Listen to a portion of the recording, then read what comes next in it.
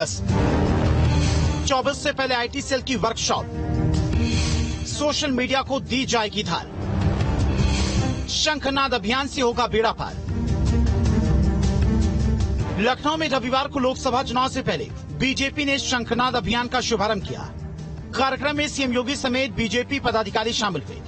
28 अगस्त से 15 सितंबर तक बीजेपी 75 जिलों में जिला स्तरीय कार्यशाला अभियान चलाएगी। हालांकि निजी कारणों के चलते बीजेपी संगठन मंत्री बीएल संतोष का दौरा रद्द हो गया है। जो आज नौजवान है और सोशल मीडिया पर और आईटी में एक्टिव है, उन सबको भारतीय जनता पार्टी से जोड़ते हुए और भारतीय जनता पार्टी की नीचे तक की अपनी मंडल तक की पूरी संगठन की कार्यविधि को तेज करना, उसमें धार देना। और आज यहाँ जो हमारे जनपदों से भी कार्यकर्ता आए हुए हैं, हर जनपद से आईटी सोशल मीडिया के पदाधिकारी आ रहे हैं, उन सबको यहाँ से मूल मंत्र दिया जाएगा।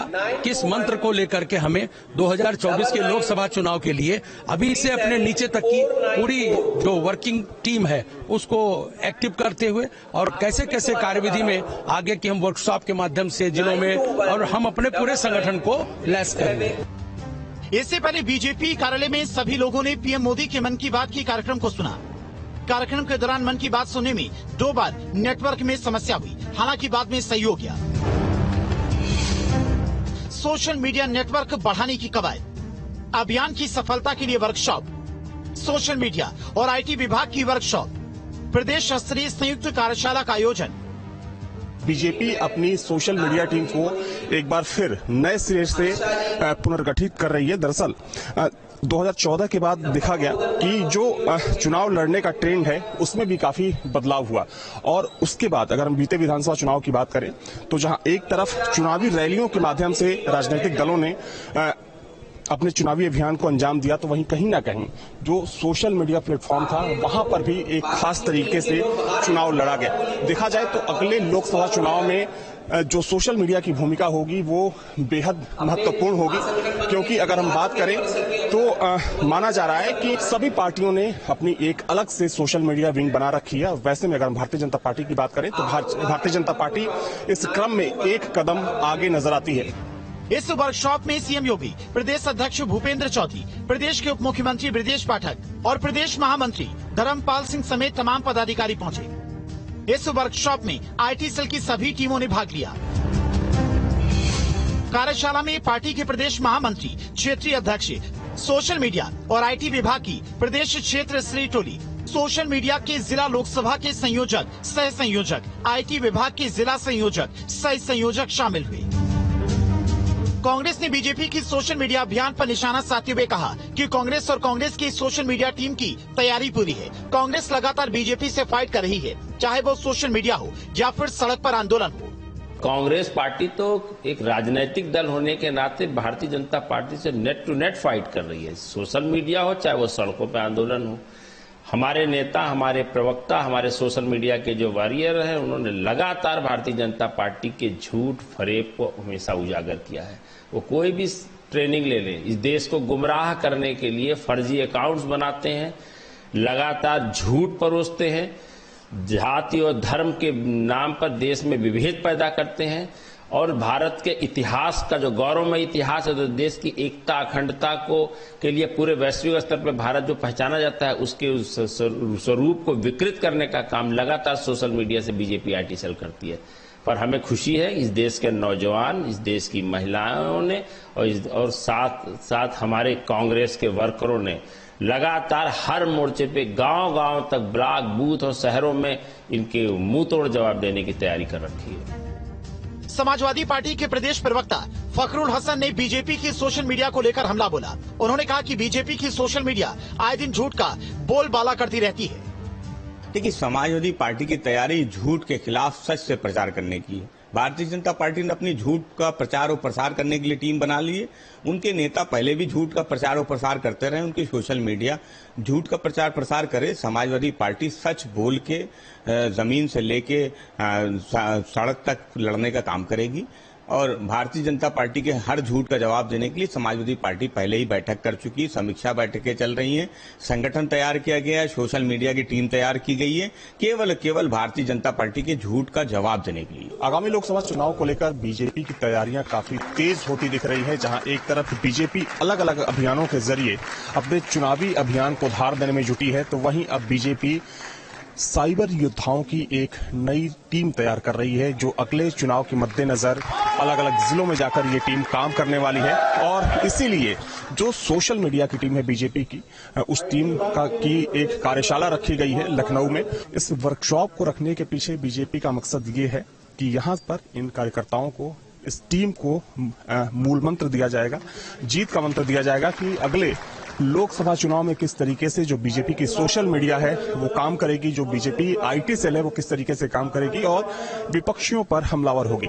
देखा जाए तो 2014 के बाद कहीं ना कहीं चुनाव लड़ने का जो ट्रेंड है उसमें बदलाव देखा गया है, जहां एक तरफ राजनीतिक पार्टियां जमीन पर चुनावी रैलियों के माध्यम से माहौल तैयार करती है, तो वहीं अब सोशल मीडिया की भी काफी प्रभावी भूमिका देखी जा रही है। खासतौर पर अगर हम बीते विधानसभा चुनाव की बात करें तो बीते विधानसभा चुनाव में भी बीजेपी सोशल मीडिया की काफी प्रभावी भूमिका देखी गई और अब एक बार फिर से बीजेपी की कोशिश की है कि आगामी लोकसभा चुनाव में सोशल मीडिया के जरिए बीजेपी के पक्ष में माहौल तैयार किया जाए।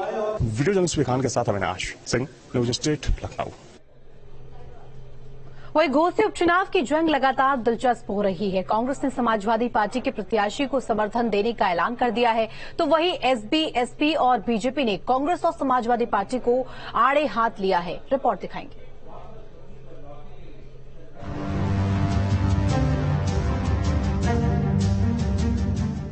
घोसी उपचुनाव का रण, इंडिया का प्रण, एनडीए का करेंगे बंटाधार, घोसी में होगा आर पार।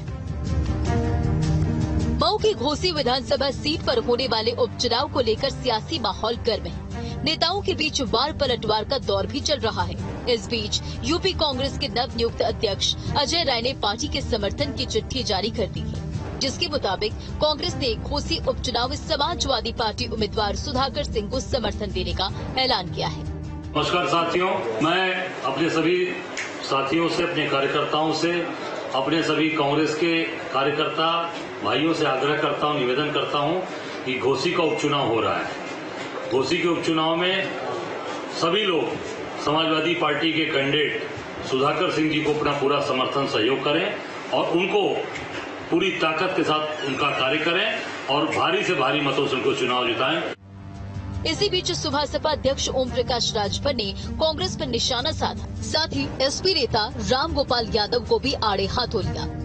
कांग्रेस पार्टी पूरे उत्तर प्रदेश में अपना जनाधार खो चुकी है। आज इतना बड़ा जनाधार है कि लंबे समय तक कांग्रेस का शासन रहा। आज उसके मात्र 2 विधायक उत्तर प्रदेश में, 403 विधायकों की संख्या में मात्र 2 विधायक बचे हुए हैं। और उत्तर प्रदेश में आज पूर्वांचल की धरती पर 28 लोकसभा सीटों पर 12 से लेकर 22% अलग अलग लोकसभाओं में भारतीय समाज पार्टी का अपना जनाधार है। प्रोफेसर राम गोपाल जी, जिसके ऊपर 100 से ज्यादा मुकदमे, उसको बचाने के लिए माननीय मुख्यमंत्री से खुलेआम जाके मिले हैं। ये जग जाहिर है, आप ही लोग अपने चैनल पे चलाए थे उसको। ये क्या जवाब देंगे?